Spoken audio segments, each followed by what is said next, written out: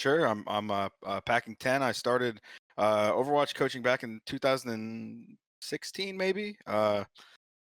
Coached with a team called Hammers Esports, then went on to Envision. Did really well in Contenders Season 0. Got the team to the LAN finals there, and then moved on from there to coach Angry Titans. Got them to the European finals of Contenders, and then got picked up beginning of last year by LA Valiant as an assistant coach. And then after Moon got fired, I got promoted to interim head coach and had a pretty good run through the second half of the year last year. And then now I'm here full time and working with Immortals and loving life. So everybody who's in tier 2 who's coaching and stuff always thinks like, oh yeah, I could just go and be a head coach in Overwatch League. And you don't realize like you have a lot of players to manage, a lot of staff to manage. Last year, when I took over, it was Stoop and Dongsu, and then we picked up Promise, and then eventually got Reprise. And like there was a bunch of players, and some of them are very experienced, some are inexperienced, and everybody needs nurturing. And it's not like Contenders when you say, hey, I'm the head coach of the team, and all you do is macro. And it's like, well, I ask a lot of tier 2 coaches like what their strengths are, and they're like, yeah, I'm really good at macro. I'm like, well, no shit, everybody in tier 2 is good at macro because there's only one coach, right? Like, like what about player dev, what about scouting, what about people like personal development and things like that. So my job is to develop the vision, right, and put a structure in place and get people who can put my vision into action, right? And that's what we had last year, and that's what we had at the beginning of this year. And now with just me and Gumba, it's a little bit more hands-on. But that's what it's all about. I think it's extremely important for a head coach to be knowledgeable about the game and have the background to be able to do everything and be involved in everything. But it's a lot about finding good people and knowing who the good people are and people who work well together and will fit into the system. We don't have the big superstar players anymore, but we have a lot of young guys who are hungry, who are extremely talented, and they might be a little bit rough around the edges, but if you give them the right care and you care about them outside of the game, you care about them inside the game, and you hold them on a short leash and say, hey, listen, like we're going to improve, and if you're not improving, that's a problem.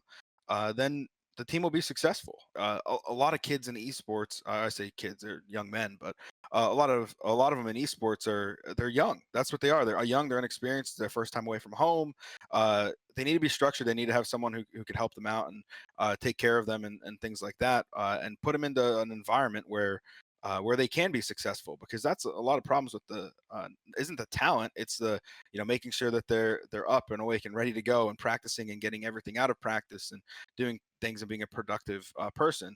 It's something I really do want to do, and it's something that I really want to try to be a pioneer on and say, hey, listen, just because you're an Overwatch coach doesn't mean you can't coach League of Legends or basketball or whatever. Players tend early on in the games tend to not respect people who weren't professional players, and that was a big issue with Overwatch when it started, and it was hard to find opportunities. And what I ended up doing initially in Overwatch was I said, hey, listen, I think I'm smart and I want to coach a team. And I actually ended up coaching a team that Arrow was a player on.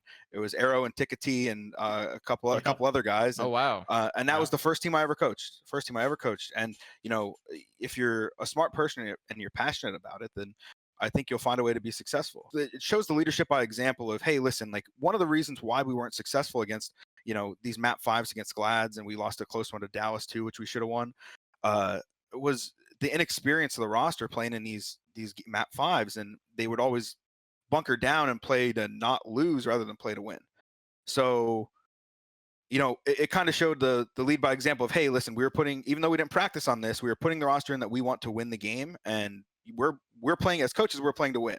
So you do the same, and let's play to win. Let's be aggressive. Let's do the fundamental things we know how to do, and we'll be fine. And they did it, and they executed, and it was great. So yeah, I think it's just ego. Like now, don't get me wrong, I'm sure there are a few teams in the league that you look at the bottom. There are of definitely at least 2 to 3. A few teams that'll have a hard time, but yeah, I think it's ego speaking. I mean, I kind of mentioned it before, but it's like everybody throughout the Contenders and all that stuff, they want to feel vindicated about what they're doing and everything, and it's tough. And I mean, if the org picks up a straight Contenders team, they're gonna have a hard time. They're not gonna be the champions. They're gonna go through the same bumps everybody else does. I would suggest to them, if they're gonna do that, make sure that they're going through a proper trialing process and recruiting people, because it's I mean, it's tough. Like, yeah, you sign people for synergy then, but or just to fill a slot. But I mean, it's gonna be tough if that's what they're doing. I think there was someone said at the beginning of the year, uh, we'd be lucky to get out of open division with our roster, and we showed that proper scouting and proper coaching will get you to where you want to be. So that comes first, and then everything comes second. So I think it'll be a tough road for them though if they pick up a contenders team. So at least for everybody except maybe the bottom of the barrel teams. So those and even those, I think maybe they'd be closer than people would expect. I don't think it would be a stomp from a contenders team. Maybe the ex Envy would be okay, and would do some work, but still, then I don't think they would make any huge run or anything like that. So.